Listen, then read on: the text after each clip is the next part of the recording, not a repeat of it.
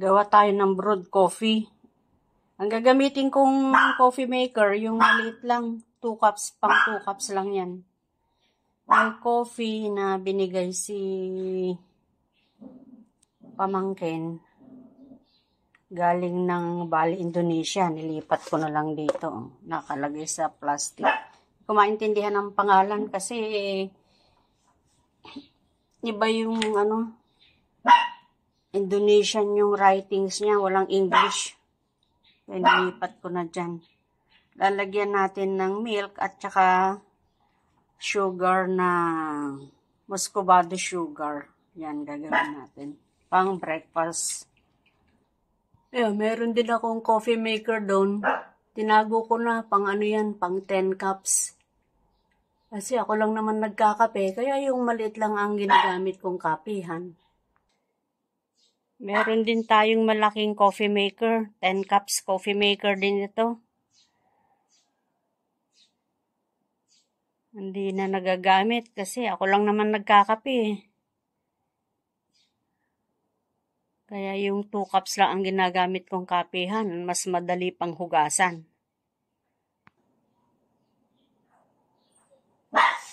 Yan, i-on na natin. Para mag-ano na siya.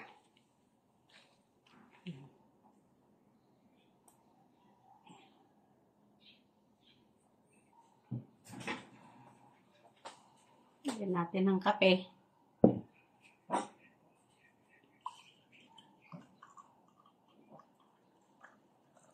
Itong kape na to, hindi matapang. Hindi parang kabarako na masyadong rough sa lalamunan. Ito soft.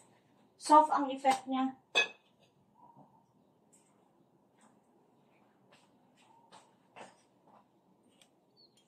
Lagyan natin ng sugar. Itong ginagamit ko muscovado para brown sugar. Sarap sa kape.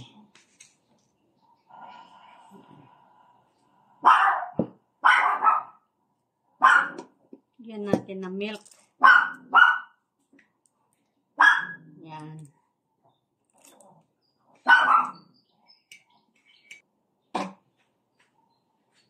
Ayan, ngayon, gagawa naman tayo ng toasted bread. Pili tayo ng kung anong gusto nating palaman. Gusto ba natin ng Peter Pan, ng Skippy, o Star Margarine? Ang choice ko, Star Margarine ang gagamitin natin. Ito. Star Margarine. Ito ang gagamitin ko. Kasi masarap to sa toasted bread. Busin mo na yan.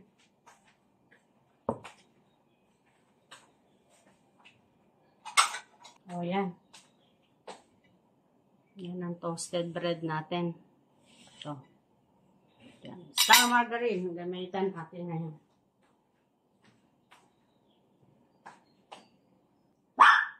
Ayan. Coffee na tayo mga friends. Breakfast. Wala si Anakis. May duty. Si husband naghatid ng kapitbahay sa Batangas Port papuntang saan na ba yung ano na yun? Yung ano sa Mindoro, papuntang yung may mga beaches sa Mindoro. Sasakay siya ng ano doon, mga fast cat. Yan. Gusto ko yung margarine kasi pag in-apply siya, nagme-melt siya pag mainit yung tinapay. O, ayan, ang sarap po. Tikman natin. Gumagamit din ako ng yelo, pero ngayon, bumili ako, sinubukan ko itong, ginagamit ko na dati yan.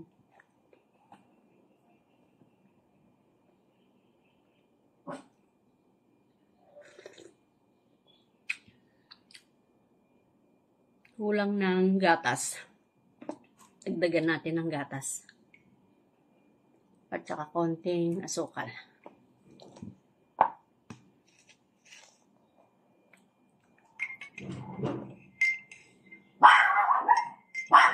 Pag kumakain ako, itong mga dog din, kumain na. Napakain ko na sila, pero ito na naman sila. Meron akong nilalagay na pellet sa tabi ko. Yan ang pinapakain ko. Kasi gusto rin nilang kumain. Yan, bigyan natin. Although kakakain lang nila. Oh. Para hindi table food ang pagkain. Oh, pellets ang pinapakain ko yan.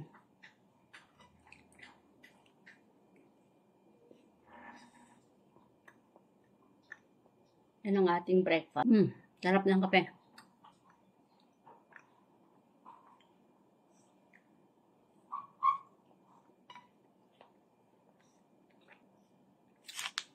Sayang naman tong creamer, lagyan na natin. Para mas masarap.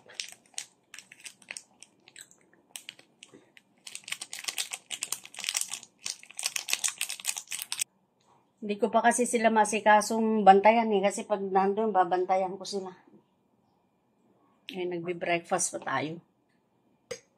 Anong oras na? 7, alas 8 na. 8 a.m. na. Ganyan na ang breakfast ko. Ngayon tanghali.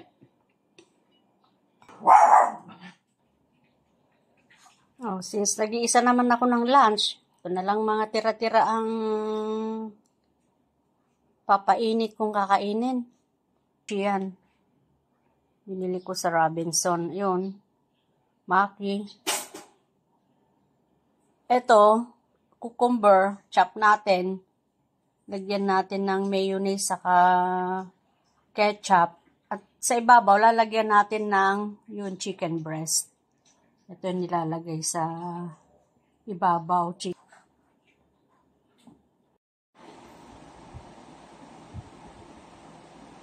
Kulang yung bread natin, naggawa pa ako ng isa.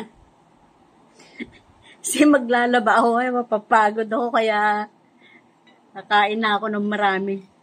Ay, ang palaman naman natin, ito Nutella, ilagay ko na dito. Kasi yung garapon, yung nasa lalagyan, pinabaon ko na kay Anakis, hindi naman maubos yun Kaya nagtira lang ako ng para sa akin. Ayan, natira pang Nutella. Ayaw naman na ng mga Nutella Baka ma-expire dito sa bahay. Kaya pabaon na lang natin doon at bili lang sila ng pandesal. Palaman na nila.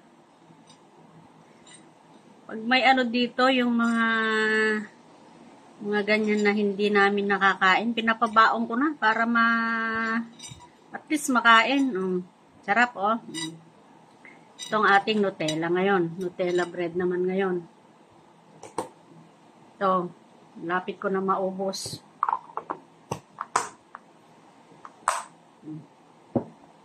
Nilalagay ko sa mga container lahat ng mga sobra-sobra.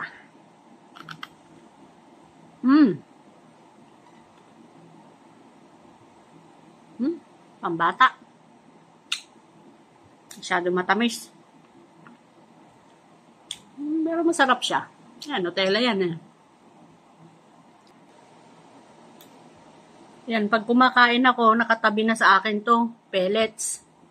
Para hindi table food ang binibigay ko sa mga dogo. Naiisahan ko sila. Ito binibigay ko, yung pellets sa pagkain nila. Itong pellets, binababad namin sandali sa tubig para hindi masyadong matigas, hindi mahirapan yung mga ngipin nila. Ito na lang binibigay ko na anuhan ko naman sila. Naiisahan ko naman sila. Kupar. Ito, sayo. Yan. Very good. Kagabi mga friends. Mga 7:30 ng gabi. Shower na ako. 7:30. Tagal ko sa computer, walang nagdo-doorbell. Nung nasa shower na ako, Siyempre, nakasabon ka na eh. Puro sabon na yung ano, shampoo. Tapos may nag-doorbell 2 beses. So, dali-dali na ako nagbanlaw. Kala ko dadating si Bunso galing Manila at uuwi dito.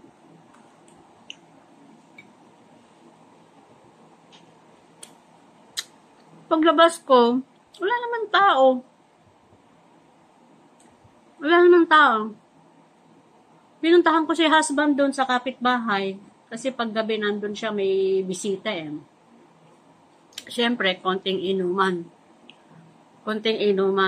Tinanong ko, may nag-doorbell, hindi mo nakita? Eh, nakaharap ka naman sa gate. Kasi pag nandun siya sa kabila, uupo siya doon sa ano na nakikita niya yung gate para nakikita niya yung tao. Wala naman daw siya nakitang nag-doorbell. Pero dinig na dinig ko 2 beses. At itong mga aso, nagkahulan yan. Ibig sabihin, pag nagtahulan yan, may aso. Ay, may tao. Pag nagtahulan ng dog, may tao. Maanong pang-amoy ng mga to eh. Malakas ang mga pang-amoy niyan eh. Nasa kanto pa nga si Anakis eh. Hindi pa nakakarating dito. Naririnig na nila yung sound ng kotse. Kaya, itong mga dog na to, love namin yung mga yan. Matatalino yan eh. So, nung tinanong ko, may taong nag-doorbell. May nag-doorbell 2 beses. Kung naalala ng husband ko. Kasi yung... So, agad-agad kaming nag-sindi ng kandila. Nilagay ko dyan sa altar. Nilagay namin yung isa doon. Dumalaw siguro siya. Kaya ayan. Nag-sorry si husband. Kinausap niya. Sensya ka na tol. Nawala sa isip ko yan. Nagsindi kami ng kandila. Pang 9 days pala kagabi. Hindi ko naman wala sa feeling ko. Naaalala ko na lang nung sinabi niya, teka, anong araw ba ngayon? Tapos nagbilang, 9 days na. Naku, kinilabutan ako. Nung ko lang naalala, na pang 9 days na pala niya. Hindi na nga niya nakita yung kapatid niya eh. May sakit kasi. Bata pa siya, 61 years old lang. I'm sorry, naging emotional na ako. Talagang ganun. Mga Pilipino kasi, mga emotional. Tsaka family-oriented tayo. Ngayon sa May 5, May 4 doon ng 8 p.m., 5 p.m. May 5 dito ng 9 a.m. May bio viewing. Kaya doon na lang namin siya makikita. Set up ko na lang yung malaking TV para malaki yung pagpapanooran namin. Ewan ko kung ano natin, mabibview natin doon. Mga relatives na pupunta. O ikikremate. Hindi pa namin alam kung anong makikita namin sa bio viewing. Basta sa May 5, kaya mga friends, masyado na akong emotional eh. Sa susunod na lang nating pagkikita, ay hindi na ganito ka-emotional. Magiging maganda na naman kasi ready na si senior ninyo magbiyahing pa north after nitong situation na to, after ng bio viewing, isi-set up ko na yung pagbiyahe ko pa north. O, sige, bye-bye! See you!